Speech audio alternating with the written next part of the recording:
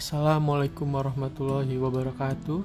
Perkenalkan, nama saya Nurholis Majid dengan nomor NIM 210512140062. Saya dari Prodi Sistem Informasi kelas B. Pada kali ini saya akan mempresentasikan yaitu model infrastruktur jaringan pada mata kuliah jaringan komputer dan didoseni oleh Pak Agus Prihanto. Silakan mendengarkan.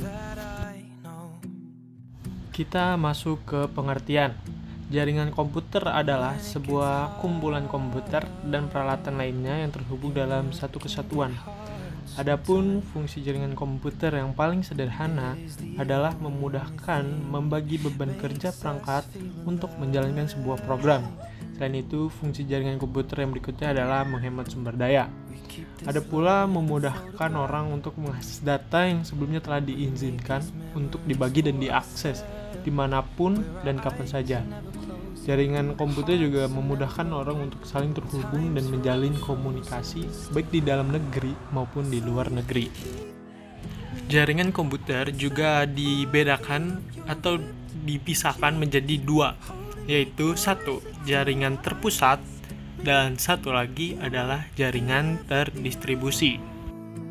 Seperti yang teman-teman lihat, jaringan terpusat yaitu yang ada di sebelah kiri, yaitu hanya mempunyai satu server, sedangkan jaringan terdistribusi ada di gambar kanan, yaitu yang memiliki banyak server.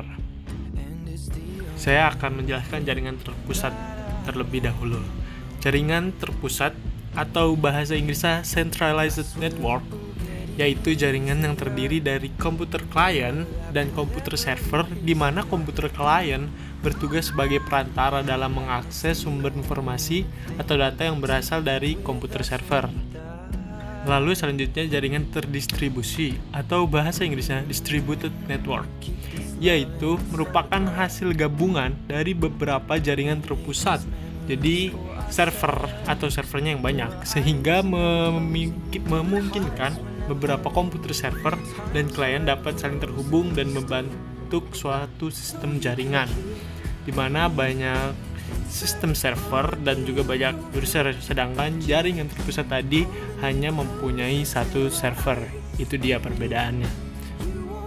Ada lagi beberapa pembeda. Yang paling mencolok adalah jika server jaringan terpusat itu down, maka seluruh user atau klien itu tidak bisa mengaksesnya lagi. Sedangkan jika server jaringan terdistribusi itu down, maka masih bisa dialokasikan ke server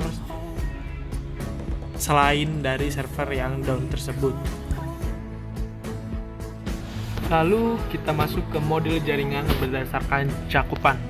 Saya membedakan menjadi 4 kategori. Yang pertama adalah personal area network, kedua LAN local area network, ketiga MAN metropolitan area network, dan terakhir WAN wide area network. Yaitu kita akan membahas yang pertama, personal area network, di mana di namanya saja sudah disebutkan kalau itu adalah personal area network. Jadi itu adalah jaringan personal yang biasanya dihubungkan dari satu orang ke orang lainnya secara face to face, seperti contohnya itu Bluetooth atau RDA atau infrared. Kedua adalah local area network, jaringan komputer yang jaringannya hanya mencakup wilayah kecil seperti jaringan komputer, kampus, gedung, kantor, rumah, dan lain-lain. Ketiga, kita ada metropolitan area network, jaringan dalam suatu kota dengan transfer data berkecepatan tinggi yang menghubungkan berbagai lokasi seperti kampus, perkantoran, pemerintahan, dan sebagainya. Jaringan Metropolitan Area Network adalah gabungan dari beberapa LAN atau Local Area Network sebelumnya. Jangkauan dari Metropolitan ini antara 10 hingga 50 km. Yang terakhir, Wide Area Network, dari istilah teknologi informasi dalam bahasa Inggris yang merupakan jaringan komputer yang mencakup area yang besar. Sebagai contoh, yaitu satu jaringan komputer antar wilayah, kota, bahkan negara. atau dapat didefinisikan juga sebagai jaringan komputer yang membutuhkan router dan saluran komunikasi publik. Lalu kita masuk ke topologi jaringan, yaitu ada topologi bus, topologi ring, topologi star, topologi mesh, dan topologi tree.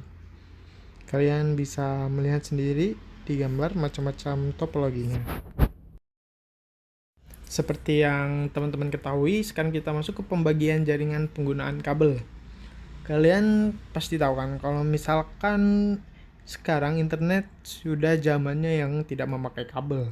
Betul sekali. Masuk ke jaringan nirkabel, yaitu tanpa kabel. Tapi tetap saja ada juga kalau misalkan ingin berkecepatan tinggi tentu harus memakai jaringan kabel. Karena jaringan nirkabel lebih tidak efektif karena banyak macam-macam gangguannya. Sekian presentasi dari saya. Untuk kurang lebihnya saya mohon maaf dan saya ucapkan terima kasih. Wabillahi taufiq wal hidayah. Wassalamualaikum warahmatullahi wabarakatuh.